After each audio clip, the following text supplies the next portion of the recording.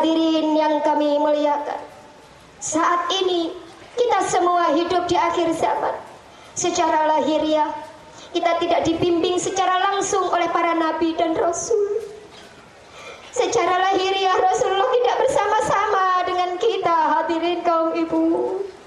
Tapi kita masih mendapat fadl dan nikmat yang agung dari Allah Subhanahu wa ta'ala.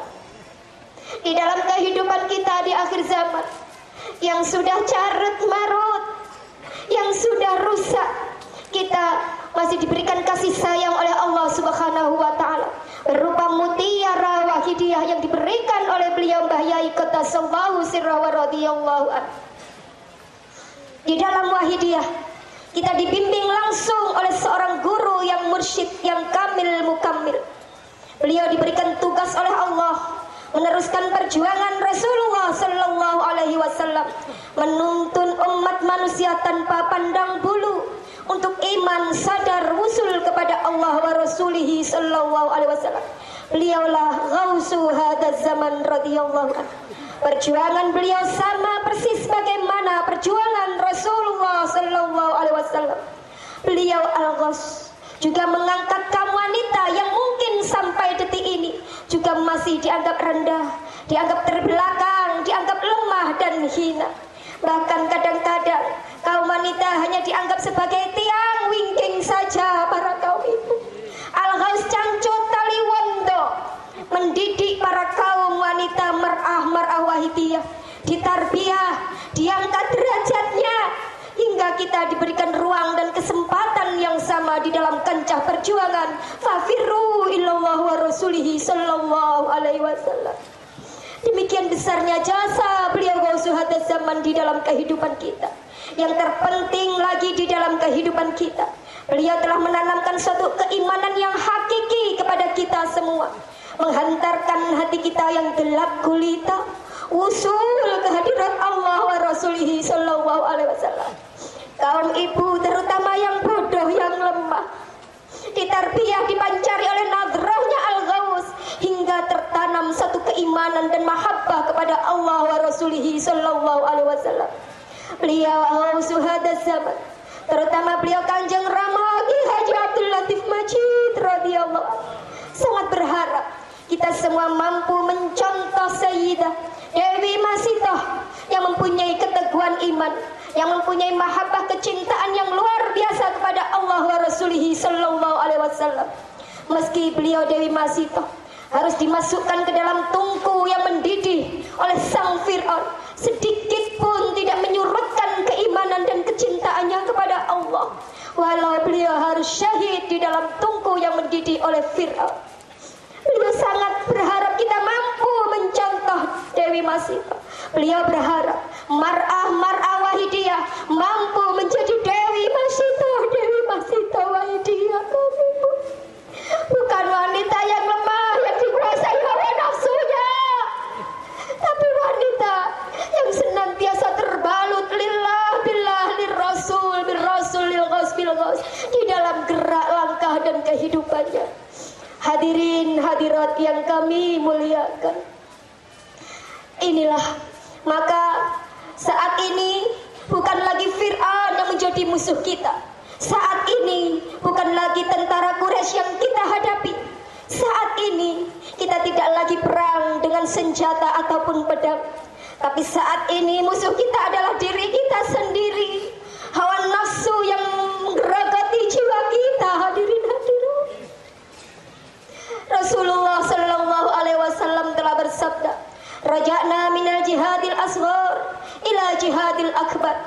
Ketika serombongan pasukan selesai sepulang dari perang Badar, Rasulullah bersabda, kita telah pulang dari sebuah peperangan yang kecil menuju sebuah perang yang besar. Kemudian salah satu sahabat bertanya, "Wa ma jihadul akbar ya Rasulullah?" Perang apa yang lebih besar dari perang Badar ini ya Rasulullah? Maka Rasulullah menjawab, "Jihadun nafsi wahai sahabat." Perang melawan diri kita, perang melawan hawa nafsu yang menggerogoti dan membelenggu jiwa kita. Hadirin yang kami muliakan, abadu ilahin ubida indallah fil ardi huwal hawa. Sesembahan atau berhala yang yang paling dibenci atau dilaknati oleh Allah di muka bumi ini adalah hawa nafsu kita, hadirin hadirat. Maka sadarkah sesungguhnya hidup kita ini adalah sebuah peperangan yang besar para bapak ibu. Sudah mampukah kita menang melawan hawa nafsu? Ataukah selama ini hidup kita, umur kita justru tenggelam dibuai oleh setan iblis, Bapak Ibu? Maka disinilah nikmat telah diturunkan lagi oleh Allah melalui Mbah Yai Mu'allim Shalawat Wahidiyah. Beliau Mbah Yai menyelamatkan umat dari rang-rangan imperialis nafsu, yaitu dengan mentaklif, mengarang sebuah doa, yaitu doa Shalawatul Wahidiyah, di mana sholawat inilah yang akan mampu menerangi hati manusia yang gelap gulita, disebabkan karena tumpukan dosa kita, disebabkan karena belenggu hawa nafsu yang selama ini telah mencengkeram jiwa kita. As-salatu ala nabi tunawirul qulub. Selawat kepada Rasulullah mampu menerangi hati manusia yang gelap gulita. Wa tusilu min ghairi syaikhin ila alabil ghuyub, dan akan mampu menghantarkan jiwa manusia, hati manusia, iman sadar wusul kehadirat Allah Subhanahu wa taala. Hadirin yang kami muliakan, inilah nikmat Wahidiyah para bapak ibu. Beliau bukan hanya memberikan doa, tapi beliau juga membimbing hidup kita secara lahiriah dan batiniah, bagaimana bisa mencapai iman kepada Allah, yaitu dengan lillah billah, lirrasul birrasul, lilghaus bilghaus, ditanamkan di dalam kehidupan kita sebagai pedoman hidup kita di setiap desah nafas kita, gerak langkah kita, kedip mata kita, detak jantung kita. Lillah billah, lirrasul birrasul, lilghaus bilghaus harus senantiasa kita terapkan dalam rangka upaya menghantarkan manusia usul kepada Allah, dalam rangka upaya mengikis kotoran-kotoran hawa nafsu yang membelenggu hati kita sepanjang hidup ini. Hadirin yang kami muliakan, sudahkah nikmat Wahidiyah yang kita rasakan ini? Yang menjadi pertanyaannya adalah, sudahkah nikmat Wahidiyah, mutiara Wahidiyah yang telah diberikan Mbah Yai ini kita kenalkan kepada keluarga kita, suami dan istri kita, anak-anak kita, tetangga-tetangga umat masyarakat jami'al alamin? Ataukah Wahidiyah nun sewu maaf hanya sebagai tambel butuh saja para bapak ibu? Ketika kita tertimpa musibah, kita mau bermujahadah, menangis, mendekat kepada Allah. Nun sewu, ketika kita susah payah deprak lesat Kanjeng Romo, panjenengan tulungi kula Kanjeng Romo. Tapi di saat kita mendapat nikmat, maka Wahidiyah kita lupakan. Kita semakin jauh dari Allah Subhanahu wa taala. Maka inilah tugas dan kewajiban kita, hadirin para bapak ibu yang kami muliakan. Wahidiyah harus kita perjuangkan, Wahidiyah harus kita siarkan. Sebagaimana dawuh Mbah Yai, bulan Sya'ban adalah bulan penyiaran. Bulan ini bulan yang dimuliakan oleh Allah. Rajab dan Sya'ban merupakan bulan yang dimuliakan oleh Allah. Maka beliau Mbah Yai menjadikan bulan yang mulia ini menjadi pembuka kesadaran umat kepada Allah wa Rasulihi sallallahu alaihi wasallam. Hadirin bapak ibu yang kami muliakan, terutama kaum ibu, mari kita tanya, ketika kita sudah mencicipi nikmatnya Wahidiyah, sudahkah suami-suami panjenengan kenalkan dengan Allah wa Rasulihi sallallahu alaihi wasallam? Sudahkah putra-putri kita kenalkan kepada Allah wa Rasulihi sallallahu alaihi wasallam?